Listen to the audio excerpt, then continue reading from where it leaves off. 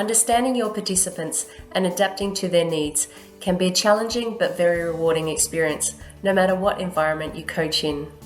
In this video, we'll discuss some of the considerations to think about when coaching students with an intellectual disability and autism, and some tips to help you plan and deliver a fun, engaging, and inclusive program.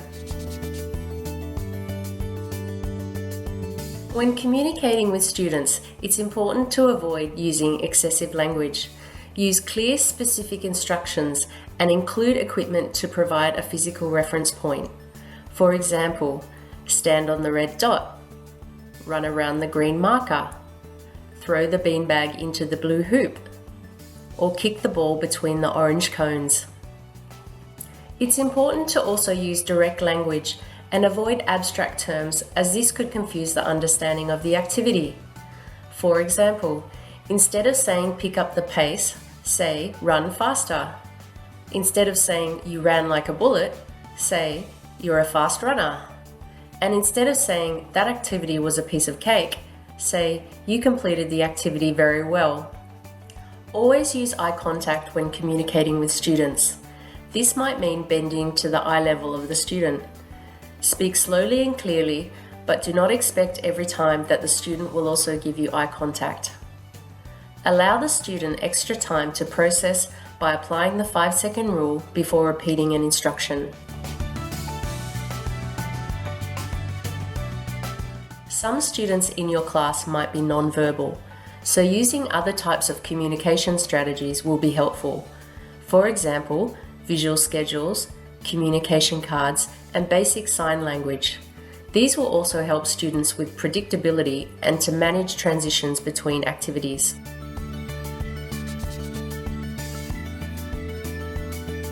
Many people with an intellectual disability and autism have difficulty processing everyday sensory information. Bright lights, loud noises, certain textures of equipment are some of the triggers that could make people feel overwhelmed and upset and cause avoidance in an activity. Some people have sensory underload, which means they are not as sensitive to input. For example, someone might be unmoved when you speak to them, or they might seek more sensory stimulation to manage this. People with over and under sensory overload use different self-stimulating behaviours, known as stimming, to help their regulation. There are many different stimming behaviours, some of which include hand flapping, finger flicking or hair twirling, repeating the same words or noises, chewing or mouthing clothes or objects, and spinning or rocking back and forth. Some considerations when planning your sessions could include 1. Loud noises. Loud noises can be very frightening or painful for students. Some may wear headphones or earplugs, which will indicate a sensitivity to loud noises. It's also important to check with teachers about using whistles and music, or what strategies they use to attract student attention, such as clapping of hands. 2. Physical contact.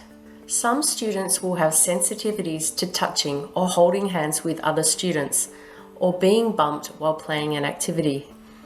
In these cases, you should consider possibly avoiding too many activities in pairs, as this could cause a trigger for the student. 3. Equipment choices. Students may prefer certain materials or textures on equipment, so it's a good idea to provide a range of equipment and allow students to choose what they would like to use. For example, using balls of different sizes that are textured, foam, or have dimples, or modifying existing equipment such as adding tape to a racket handle. 4. Rest breaks and hydration. Some students may have medical conditions that affect the way their body regulates its temperature, or they can tire easily. Take some simple steps to ensure all students stay safe by taking regular rest breaks and drinking water if possible, adjusting the activity intensity to the temperature for the day, and playing in a shaded area if it's hot outside. 5. Understanding individual needs. Having conversations with the school before the program commences is the best way to understand student individual needs. Schools may have class profiles they can send you, or if not, you can send the one we've created. Having a contingency plan for students to self-regulate is important. This could be a quiet space with selected equipment they can engage with, or an area to sit and rest away from the group.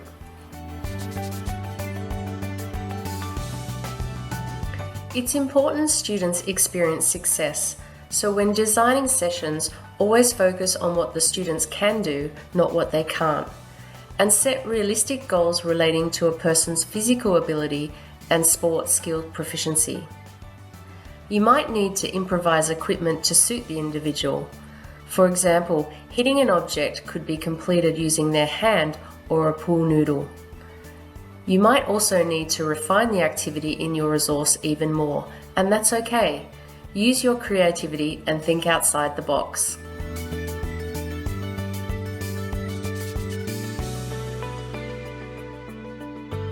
It's good to begin the session with finding out how the students are feeling. Are they happy, tired, or perhaps nervous? This can help you quickly decide if you need to adjust your session. Before starting the activities, use the visual schedule to show and tell students the session outline and the skill focus. Showing students what they will do visually while explaining instructions verbally is a great way for students to understand what they'll be doing. When setting up your playing area, use the same coloured markers to represent an area in your playing space. This will help when you communicate with students where to stand or run to. Use colours that contrast from the area that you use. For example, don't use green markers on grass. When teaching a skill, break down the skill into parts and focus on one part at a time. For example, when coaching the skill of striking an object with equipment, the skill can be broken into 3 parts: stance, grip, and swing. You might not get all parts into the session or even program, and that's okay. It's important to focus on what they can do and include activities that create success. Demonstration should be an important part of your coaching. Make sure everyone can see and hear, and keep it short and simple. You can always cover additional points in future demonstrations. Allow participants to have a go in a fun environment before focusing on correcting the skill. Observing participants in action first can help determine the best ways to help them improve. Engaging all students in sessions is a great way to reduce the risk of disengagement. Ways you could do this include keeping lines short in any relay games, keeping the students busy by using a variety of short tasks that don't take long to complete, and setting up several stations of activities and students rotate around each. Make sure you engage the teachers to help and ensure each station's activity is different and has a high success rate.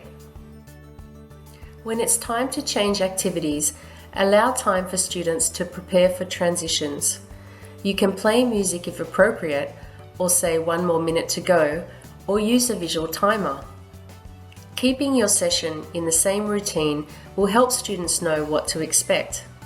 And lastly, it might also be difficult for students to learn a new set of games each week, so the repetition of games, or even the whole session, might be the best learning outcome for the students.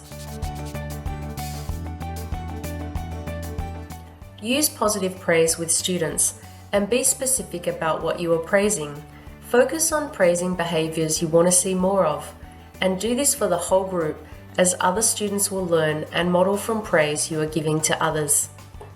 It's best to provide immediate and specific feedback to students. Use encouraging gestures like high fives, thumbs up, and fist pumps, as long as the students do not have sensory issues against touch, to encourage and praise effort when students are practicing and refining skills. Comments such as "well done, you kept your arms bent while running" are more effective than "your arms were good."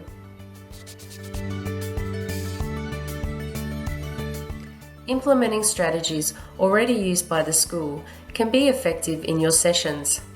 Discuss with the school prior to the program any possible group management challenges and what strategies the teachers currently use.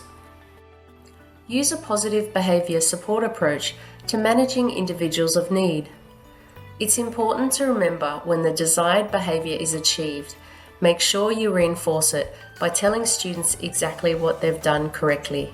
We hope this video has provided you with some knowledge and ideas that will assist your coaching in schools.